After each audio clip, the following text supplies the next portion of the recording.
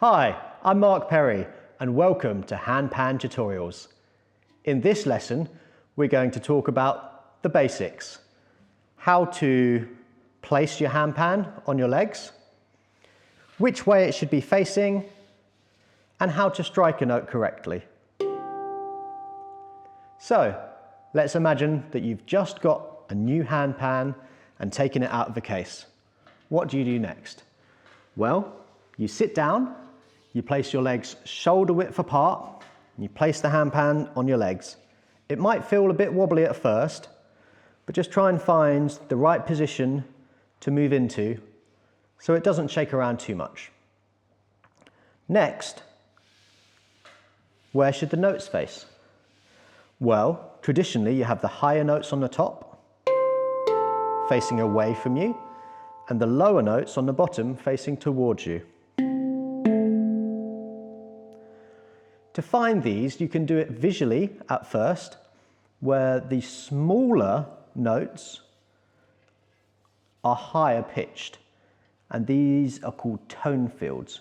So find the smallest tone fields on your handpan, face them away from you, and find the biggest tone fields on your handpan and face them towards you. Next, when you've done that, you can test out how accurate you've been by playing up and down the scale.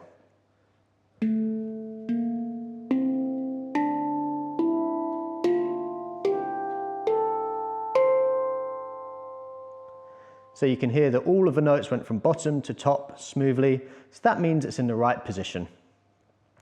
Some other clues are when you found the right position, the ding, which is in the center, is normally landscape, so you can make sure that you're facing 6 o'clock of the ding, or if you've got a handpan where it's a portrait ding, make sure you're facing towards that as well.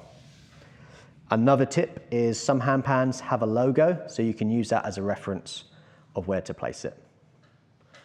Okay, and then the final lesson I've got is for how to strike the tone fields on the handpan. So as mentioned before, these ovals that go all the way around the instrument are called tone fields. In the middle, there's a little indent, which is called the dimple. We leave the dimple alone, we don't touch that. So for the tone field, we can use the soft part of our finger, our index finger or middle finger, which is on the opposite side of our nail, to touch the tone field, like this.